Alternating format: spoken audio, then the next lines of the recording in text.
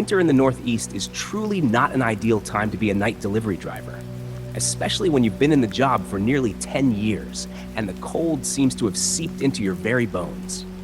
My name is Ethan, and my old delivery van, even after I'd fitted it with an extra heater, was never warm enough to chase away the biting chill of January. It was 1 a.m. The I-93 highway was empty, with only the sound of wind whistling through the window cracks and the late-night news on my old radio. I had been driving for 16 straight hours, completing countless deliveries, from flat-screen TVs to small household goods. The fatigue was becoming unbearable, my eyelids heavy, and I had to slap my cheeks several times to stay awake. My only goal now was to finish the last delivery, a large heater to a remote house on a hill at the edge of Haverhill. Once done, I'd head home, wrap myself in a blanket, and sleep for as long as I could. I even started planning to take a few days off. This job was draining me dry, and I felt I desperately needed a real break. The temperature had dropped below 0 degrees Celsius, and the snow was getting heavier. At first, it was just fine flakes like dust, but now they had turned into large snowflakes that clung to the windshield, forcing the wipers to work tirelessly. My tires hissed lightly on the road, warning me of the slick black ice forming beneath the new snow. I slowed down to 40 miles per hour, focusing hard on the faint yellow dividing line. The customer's house sat at the end of a dark trail, surrounded by pine trees and an old wooden fence. I finished the delivery quickly, got the signature, and offered a hasty goodnight. As I returned to the truck, a deep sense of loneliness and chill washed over me, not just from the temperature, but from the unnerving emptiness of the place. I climbed into the cab, exhaled a long breath, and started the engine. My hands trembled from cold and exhaustion. I told myself, this is the last trip this week. Nothing else will happen. I pulled out my phone, planning to text my manager that I'd take a week off to recover. I typed, "Hey Ken, I'm taking time off starting tomorrow." As my fingers brushed across the screen, headlights flashed through the rear window, making me squint. It looked like another car was coming down this lonely road. I didn't think much of it, maybe a neighbor or another late delivery driver like me. About half a mile from the main road, I hit send. The moment the message went through, I felt a wave of relief. Finally, I could rest. Maybe that relief made me drop my guard for one fatal second. I gently turned the steering wheel to merge onto the main road, but the tires completely lost grip on the fresh ice. The truck began to skid uncontrollably. A freezing panic surged through me. I tried to countersteer, but it was too late. The van slid across the road like a log on frozen water. My small delivery truck, heavy with empty boxes and delivery equipment, slid with terrifying momentum. Everything happened within seconds, yet to me, it felt like an endless slow-motion sequence. My headlights swept across the snow-covered pines by the roadside, casting chaotic, distorted beams of light. I slammed the brakes, but the pedals sank uselessly. ABS was a luxury my old vehicle didn't have. The engine roared in panic, and I heard the tires scream in a high-pitched shriek, followed by deadly silence as the wheels completely lost traction. I squeezed my eyes shut, gripping the steering wheel tightly, unconsciously bracing for impact. Crash! The first impact wasn't against anything solid, but the thick wall of snow on the roadside. The right side of the truck tilted sharply, slamming my shoulder into the door. The sound of cracking glass followed, but it wasn't the windshield. It was shards of ice and snow scattering as the front end plowed down. The truck wobbled, then lost balance entirely. I felt it tilt at a horrifying angle, toppling everything in the cabin.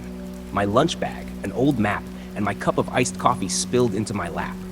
Thankfully, the seatbelt held me tight, otherwise I'd have been thrown out. Finally, the vehicle came to a stop with a heavy thud, wedged deep in a snow-filled ditch. The front end dipped down, the body angled roughly 45 degrees to the road. Absolute silence followed. I sat frozen for several minutes, my heartbeat pounding wildly in my chest. My trembling hand went to my head. No blood, no sharp pain. I sighed in shaky relief, a small miracle in the brutality of a winter night. The crash was bad, but at least I was still in one piece. After calming myself, I began assessing the situation. I tried opening the driver's door, but it was jammed tight, the front end pressed against the snowbank. I crawled over to the passenger seat. That door wasn't much better, barely opening a crack. I gathered all my strength, shoving with my shoulder until I forced a gap wide enough to squeeze through. The freezing air slapped my face the moment I got out. I shivered, realizing I'd dropped one of my wool gloves in the process. Standing knee-deep in snow, I looked back at my truck. It looked pitiful, like a wounded beast groaning in the cold. The front right wheel was buried deep, half the front end sunk in frozen slush. The truck was completely stuck, with no way out. I tried restarting the engine, hoping to get a bit of traction. I turned the key. Whir. The engine sputtered weakly and died. It wasn't severely damaged, but the snow and impact had likely shorted some electrical components. The lone working headlight flickered erratically, like a desperate signal into the dark. I took a deep breath. Panic wouldn't help. I was an experienced driver, used to dealing with roadside trouble. The problem was, this wasn't a crowded daytime parking lot. This was a deserted country road in the middle of a snowstorm at 1:30 a.m. I pulled out my phone and checked the signal. Weak. One flickering bar. Still a chance. I realized I hadn't packed my full emergency kit. I'd skipped checking it, always telling myself, I'll never get into an accident. Now all I had was a dying phone battery, an inadequate jacket, and a truck buried in snow. I thought about calling for roadside assistance, but then remembered this area was outside most local tow company ranges, and at this hour, they'd charge a fortune for a snowstorm recovery. In a moment of helplessness, I looked around, scanning for any sign of life. And then, I saw it. About 200 meters back, near the curve where I'd come from, a pair of headlights. A car had stopped there, right at the bend. At first, I felt a surge of relief. Someone had seen the crash and pulled over to help. I scooped up a handful of snow, pressing it to a small cut on my forehead, probably from hitting the window, and began waving my arms. But something was wrong. The car didn't move. It just sat there. And the strangest thing was, it had its high beams on, glaring through the falling snow, shining directly at my stranded truck. It wasn't the friendly light of help. It was a cold, watchful, and deeply unsettling light.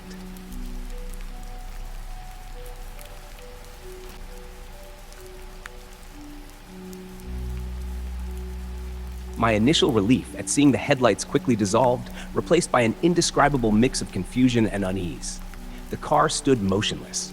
There was no sound of an engine, only the whistling wind. No doors opened. And most importantly, no one stepped out to approach the scene of my accident. It just sat there, like a patient predator. I waved again, making my gestures as clear as possible under the flickering light of my stranded truck. "Hey, I crashed! Help me!" I shouted, but my voice was swallowed by the night. 200 meters away, through the wind and snow, words were useless. I pulled out my phone, turned on the flashlight, and began flashing it repeatedly in a basic Morse SOS pattern, hoping the person would understand I needed help. But the strange car remained perfectly still. Its headlights, pure white and razor sharp, cut through the thickly falling snow, casting a harsh beam straight into my eyes, forcing me to raise a hand to shield them. I could feel it. Someone was watching me. The sensation wasn't just discomfort from the glare. It was invasive, deliberate, like being observed by something cold and detached. This wasn't a good Samaritan stopping to help. This was someone watching an event unfold. I climbed out of the snowbank, taking a few steps toward the vehicle, deciding to walk over and ask what they were doing. But something, an instinctive fear, held me back. Something wasn't right. When people see an accident in a snowstorm at night, the natural response is to act, call for help, rush over, do something. Standing still like that made no sense. Are they police? Rescue crew? I wondered aloud. But police or rescue vehicles had flashing red and blue lights, and they wouldn't stop so far away. This one looked like an ordinary SUV or pickup, dark-colored, no markings. Snow began coating its windshield, obscuring any view of the occupants. My confusion slowly turned to anger. "Hey, what the hell are you doing? Help me!" I shouted again, my voice cracking from the cold. The strange car didn't respond. The headlights stayed fixed, bright, unblinking. It felt less like a vehicle and more like a massive mechanical eye, emotionless, recording everything. I turned back to my truck, trying once more to start the engine. This time I held the key longer, hoping the stubborn motor would catch. Click, click, whir. Still only those frustrating, hopeless sounds. I checked my phone, battery at 10%, and the signal still flickering at one weak bar. I knew I couldn't risk calling 911. If the call dropped, I'd lose all contact. I needed someone I could count on. Only one choice: my father. Dad, George, lived about 45 minutes away, and he was the one person I could absolutely trust to come immediately, without hesitation or concern for cost. He had an old but powerful 4x4 pickup, easily capable of pulling me out of this frozen ditch. I dialed his number, heart pounding. After a few rings, he answered with a groggy, irritated voice. "Ethan, what the hell are you doing up at this hour?" "Dad," I croaked, my voice trembling from cold and fear. "I had an accident. Not serious, I'm fine, but my truck stuck. It slid into a deep ditch. On Haverhill Road, right after the turn onto the main." I described my location as precisely as I could, trying to stay calm. "Are you hurt? Are you sure?" His tone shifted instantly into a worried father's urgency. "I'm fine, Dad. Just a few scrapes. The problem is, something weird's happening." "Weird how?" "There's another car. It's parked far away, but it's shining its headlights right at me. It's been like that for 10 minutes. They're not moving, just watching." A short silence on the line. "Stay put, Ethan. Don't go near them. I'm coming. 45 minutes tops. Don't hang up. Try to stay on the line until I'm out of town." "I'll try, Dad. My battery's low." I hung up, feeling slightly warmer knowing he was on his way. I looked back toward the strange car. I wanted to walk over, knock on the window, and tell them to stop blinding me with their lights, but Dad's warning made me hesitate. And then the second strange thing happened. The moment I turned my back toward my truck, flick, the headlights of the strange car went completely dark. Instantly, the night grew thicker, swallowing everything. Only the dim, flickering beam from my stranded truck and the pale, snow-blurred moonlight remained. I spun around. The car was still there. I was sure of it. But now it was just a silent black shape, invisible against the darkness. No longer an eye watching, just a shadow. And in that dreadful silence, I heard a sound. Not the wind, a soft, deliberate creak. The sound of a car door opening. The creaking sound of the strange car door opening, though faint and nearly drowned out by the wind, was enough to make my blood freeze. In the bone-piercing cold of the winter night, I felt a sudden wave of heat rush down my spine. The pitch-black pickup truck now blended completely into the darkness. The fact that its lights were off wasn't about saving power or the driver falling asleep. It was deliberate. It had gone from a blatant watcher's beam to an invisible trap, silent and far more dangerous. I stood motionless, eyes locked on the dark shape in the distance. No one stepped out immediately. The door seemed to have been opened halfway and stayed that way. I didn't dare move. Every sense, hearing, sight, was stretched to its limit, straining to pierce the thick, snow-filled darkness. Time crawled. A single minute felt like an hour. I thought about the call with my dad. He had promised to come. 45 minutes. I had 44 left to face whatever was lurking out there. My phone battery had dropped below 10%. I locked the screen, switched it to silent, and stuffed it deep into my coat pocket, keeping only my thin wallet. If I needed to run, I needed every advantage. I turned back, retreating toward my stranded truck. At least it was something solid, a kind of cover. I opened the passenger door, still slightly ajar, and searched for anything that could serve as a weapon. A small tire iron? No. A heavy wrench? Also no. Only an old bulky flashlight. I grabbed it and flicked it on. The dim yellow light was weak, but it offered a fragile sense of safety. Pressing myself against the truck, hidden in its shadow, I stared toward the strange vehicle. 10 minutes passed. Still the same deadly silence, broken only by the wind and falling snow. I began to reassure myself. Maybe that person just stepped out to take a leak. Maybe they turned off their lights because they knew my dad was coming. Maybe they called for roadside assistance and are just waiting. But that excuse collapsed the moment I remembered the creak of the door. If they were just relieving themselves, they wouldn't need to turn off the headlights. If they'd called for help, they'd have approached to check on me. This act, switching off the lights and cracking the door open in silence, was not the behavior of someone with good intentions. I forced myself to breathe deeply, counting the drumbeat of my heart. And then I saw it. A slight movement, near the ground, separating from the dark mass of the vehicle. It was a figure. Not very tall, slightly hunched, moving slowly, almost gliding over the snow. They seemed to be keeping their body low, avoiding exposure to any faint glow from distant streetlights or the moon. The figure wasn't walking directly toward me. They were moving along the roadside, creeping past the snow-covered hedges in an arc, like someone trying to approach a target from a blind angle. The fear became tangible, sharp. This wasn't help. This was a threat. I gripped the flashlight tightly and sank deeper into the shadows. I tried to make out what they were holding, but the distance and darkness made it impossible. All I could see was a dark shape, wearing a large hood that covered most of their face. Their clothes were dark too, blending almost perfectly into the night. The figure kept moving closer, slow and steady. Every time they paused, I held my breath. I estimated they had already covered about 100 meters. Another 100 and they'd reach me. I knew I couldn't stay here. I had to do something. I couldn't wait for my dad while this thing crept closer. I glanced around. The dense pine forest across the road was an option, but I'd get lost in there. My only real choice was to get back in the truck and lock myself inside.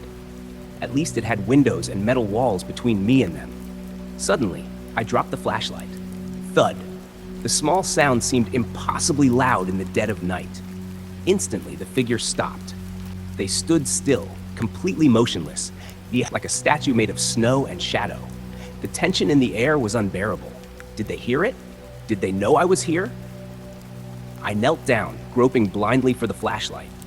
My fingers brushed its cold metal casing. I picked it up, but didn't dare turn it on again. The light might give me away. I looked back up. The figure was still there. But this time, they were facing me. I could feel their gaze cutting through the dark, an unseen stare that didn't need eyes to radiate menace. I couldn't take it anymore. I needed to make a noise, a defiant move, to show that I wasn't just prey waiting to be taken. I backed up and climbed into the truck's cab. I slammed the door shut, the sound echoing sharply through the stillness. I immediately reached for the steering wheel. I hit the horn. Not a long blast, just one short, decisive beep. The sound was louder than I expected. It tore through the night. And when I looked back through the snow-covered window, the figure was still there, completely unfazed, no flinch, no retreat, no sudden movement forward.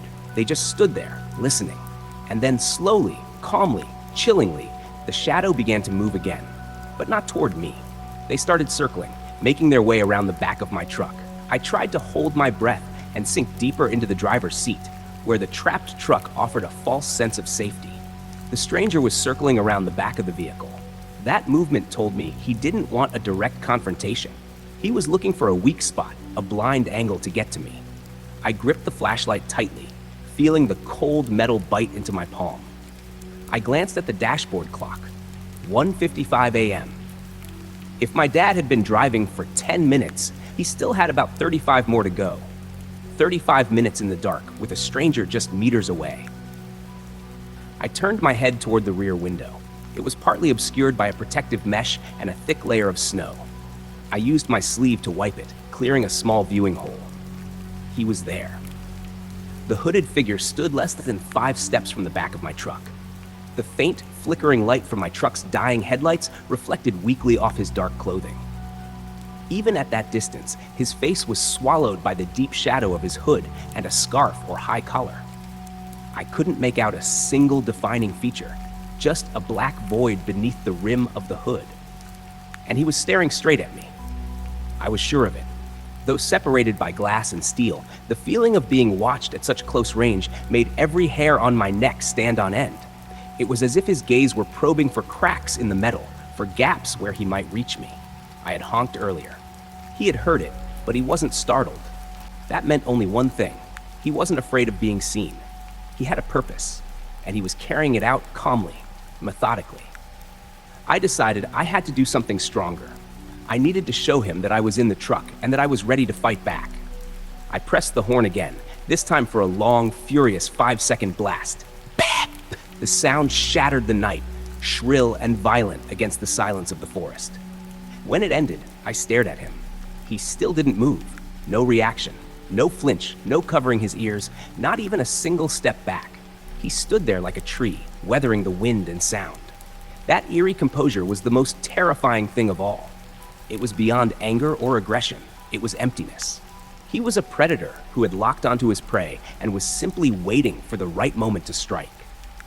I tried turning on my phone, hoping to record the horn or snap a blurry photo, but the battery flashed 7%. I shut it off immediately. I needed to save what little power was left for one final emergency call, if it came to that. The stranger began to move, slowly, each step heavy, sinking into the snow. He wasn't heading straight for the driver's side where I sat. He was moving along the side of the truck.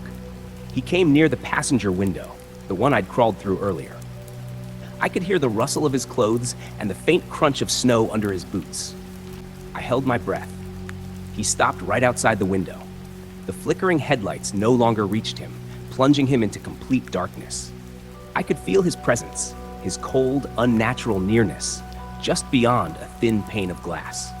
He raised his hand. A gloved, grimy hand slowly touched the snow-covered window. With rough fingers, he brushed away a small patch of frost right at my eye level. What was he doing? Did he want me to see him? Through the cleared glass, I could see more now. Though his face was still shadowed by the hood, I could make out part of his chin and mouth. He was smiling. It wasn't a smile of joy or arrogance. It was empty, lifeless, a smile made only by muscles, not emotion, like a corpse imitating the living. He didn't say a word. He just stood there, and with that same hand, he knocked lightly on the glass. Tap, tap, tap. 3 soft, deliberate knocks, like death himself, calling politely at the door. That gesture broke something inside me. He didn't want to rob me. He didn't want to knock me out. He wanted to play, to let me know I was completely under his control, and that he alone would decide when this game would end. I snapped. I couldn't bear the silence, the taunting stare any longer. I screamed. Not a cry for help, but a raw, furious, terrified scream. "Get out! Go away! I'll call the police!" I flicked the flashlight on and aimed it straight through the glass at his face. The beam cut directly into the darkness beneath his hood. Though I still couldn't see his eyes, I saw his shadow recoil slightly from the sudden glare. And then something unexpected happened. After a brief hesitation, that figure, with the same hollow grin frozen on his lips, turned around casually. He didn't run. He didn't hurry. He simply turned his back and began walking back the way he'd come, toward the dark, unlit pickup truck. His pace was slow, steady, deliberate. He left? Why? I dropped the flashlight. It hit the car floor with a dry thud, but this time, I didn't care. He had turned away. He had really left. I watched his back through the cleaned glass. He kept walking slowly, rhythmically. He never looked back. His gait, so calm it was terrifying, showed that he wasn't someone defeated or driven off. He was like an actor finishing his scene, leisurely leaving the stage. Why? Why did he leave right when everything reached its peak? The tension inside me had built up so much that when he turned away, instead of relief, I felt a surge of confusion. This man had clearly gone beyond the limits of an ordinary thief. A thief would be startled by my shout and the sound of the horn. But this one only smiled, tapped lightly on the window, and calmly walked away. That made me realize he hadn't come to take something, but to do something, to me. My thoughts tangled in chaos. Had my actions worked? Did the scream and the flashlight scare him, or did he simply grow bored of the game? I looked at the dashboard clock. 2:03 a.m. About 8 minutes had passed since I called my father. He still had around 37 minutes to arrive. During that time, I had been living inside a nightmare. I kept my eyes on the dark figure walking toward the SUV with its lights off. He was halfway there. His boots sank deep into the snow, leaving black marks on the white.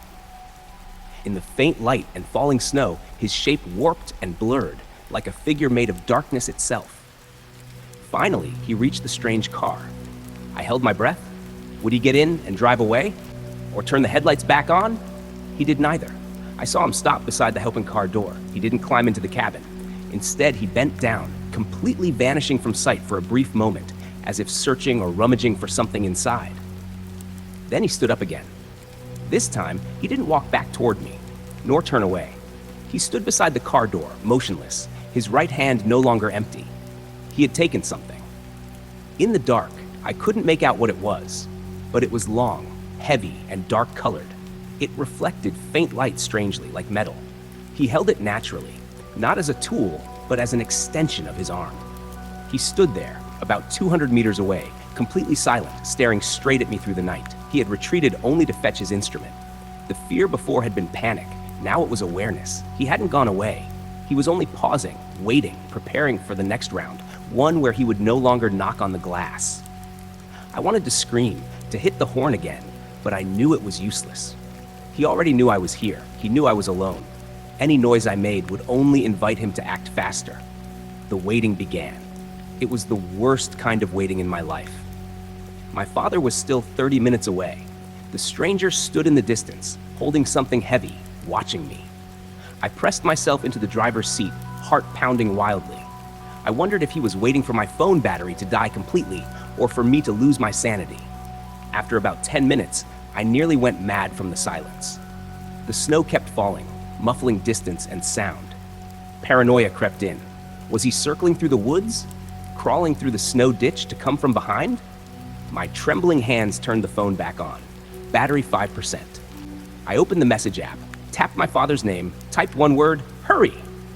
I didn't send it, afraid it might be the phone's last breath. Just then, the stranger began to move. This time, he wasn't slow or cautious. He stepped out from the car's shadow, walked straight into the middle of the road, and began striding toward me, fast, determined.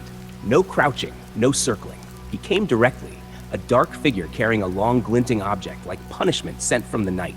Panic seized me. He had decided to end it. I quickly sent the message, "Hurry," to my father. Sent.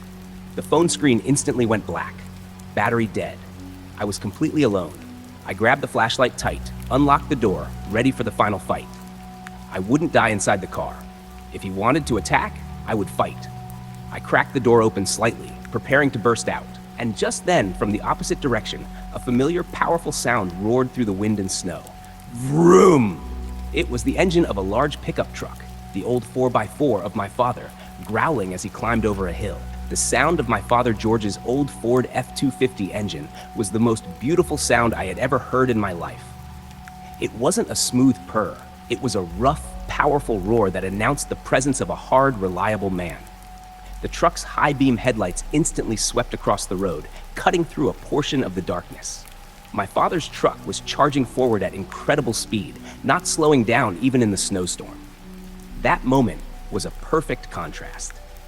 In front of me stood the tall, dark figure, approaching with a heavy metallic object in hand. Behind me, light and the sound of salvation were coming fast. When my father's headlights hit the stranger directly, I finally saw what he was holding. It wasn't a gun or a knife. It was a long, thick pry bar, the kind used for heavy labor, with one flat end and one curved end. And here was the most terrifying part. When the light hit him, the stranger didn't stop. He kept walking, but his movement changed. He no longer headed straight for the cabin where I sat. Instead, he suddenly veered sideways, rushing toward the back of my truck, where the cargo compartment was locked with a latch. That action immediately revealed his real intention. He didn't plan to smash the glass to attack me first. He intended to use that pry bar to break open the rear lock. He was trying to break into the cargo hold. My father's arrival had forced him to act quickly and expose his motive. He wasn't a madman who enjoyed scaring people. He was after something. But what? George honked the horn, a long, furious blast. That sound finally made the stranger react. He froze, turned toward the oncoming pickup truck. The headlights illuminated his hooded shape clearly. I saw him raise the pry bar, ready to throw it or use it to defend himself. My father didn't hesitate. He slammed the brakes. The F-250 skidded sideways across the ice with a terrible screech, stopping less than 10 meters from the back of my truck. My father flung the door open and jumped out immediately. "Who the hell are you? Drop that damn thing!" he shouted. George was nearly 60, but he had worked in construction all his life. His voice was rough, commanding. He didn't carry a gun, but in his hand was a long steel pipe he always kept under the seat for emergencies. My father strode straight toward the stranger. The man no longer had that eerie composure he'd shown when facing me. The arrival of another man, along with the noise and light, threw him into panic. He hesitated for a second, between the stuck truck, my father approaching, and the dense forest beyond. He didn't choose to fight. He dropped the pry bar into the snow, spun around, and bolted toward his dark SUV. "Stop!" my father yelled, but the man was already running. George ran toward me, no longer caring about the stranger. He knew his top priority was his son's safety. "Ethan, are you okay?" He pulled me out of the cabin. "I'm fine, Dad. He tried to break into the truck. He had a pry bar." I gasped, pointing at the trail of his footprints in the snow. As my father and I embraced, the black SUV suddenly roared to life. The engine sounded choked, like it had been left frozen too long. We turned to look. Its headlights came on again, blindingly bright, but this time they weren't aimed at us. The vehicle reversed slightly, then suddenly accelerated, spun around, and disappeared into the thick snowfall. It was over in an instant. We looked at each other, both trembling from cold and shock. He's gone," I whispered. "Yeah, that bastard," my father said, raising the steel pipe. He walked to my truck to inspect it. "Did he manage to do anything?" My father shone his flashlight on the back of the truck. The main latch was still intact, but around it were several deep, fresh scratches. Clearly, he'd already tried using the pry bar a few times before my father arrived. Dad bent down to pick up the pry bar the man had dropped. It was heavy, the flat end caked with snow and dirt. "I'll call the police," I said, fumbling for my phone, but it was dead. "It's okay," my father said, staring at the tool in his hand. "I'll call them. But son, you have to tell me, how long were you out here alone?" "About half an hour since I called you, but he'd been standing there, just watching me since the crash." My father clenched his jaw, staring toward where the SUV had vanished. "He wasn't an ordinary thief, Ethan. He had a weapon, and he was patient. If I hadn't made it in time..." He didn't finish the sentence. Finally, my father managed to get through to the police. The police arrived about 45 minutes later. 2 patrol cars, their red and blue lights flashing, cast eerie streaks across the white snow. They quickly secured the area, photographed my stranded delivery truck and the abandoned pry bar.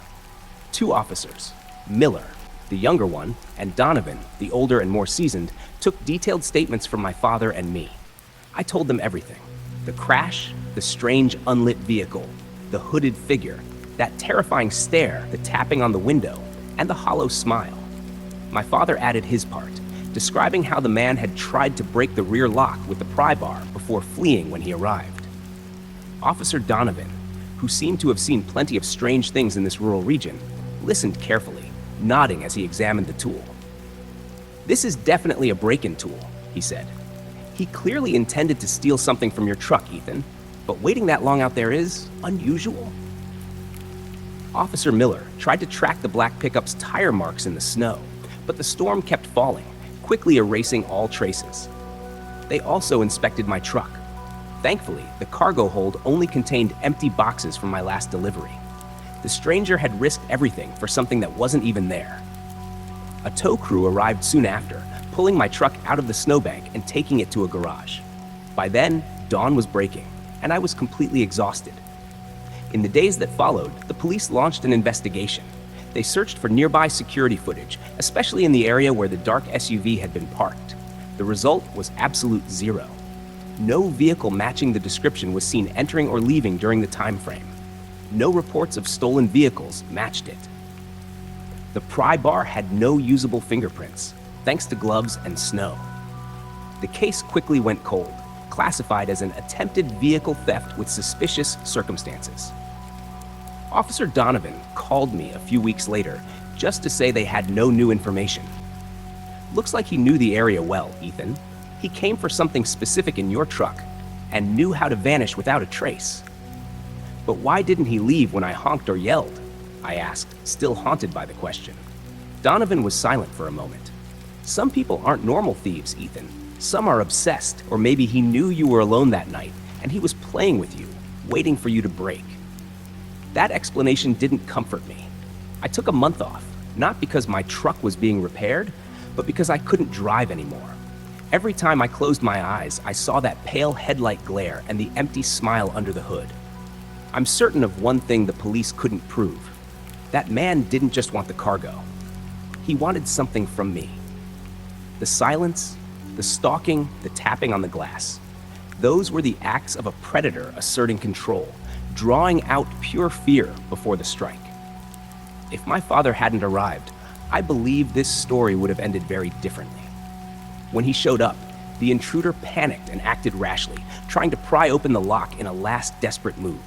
Without the roar of that old F-250, Without those blinding headlights, the man would have had time to finish his game. I might have been knocked unconscious, or worse, dragged out into that freezing night. I'll never forget that blank face under the dim glow, or the feeling when my phone died and I realized I was completely alone. Since that night, I've never done night deliveries again. I switched to daytime work, and every time I drive down a quiet, snow-covered road, I catch myself glancing at the rearview mirror, searching for a dark vehicle with its headlights off. The man by the snowy road became a scar in my mind. He's the embodiment of the danger that waits in the dark, patient and unseen, until you're at your weakest, most isolated moment. Then he steps forward and knocks. And I know, no matter what the police say, he's still out there somewhere, still wearing that hood, still driving that black SUV, hunting for another target on another winter night.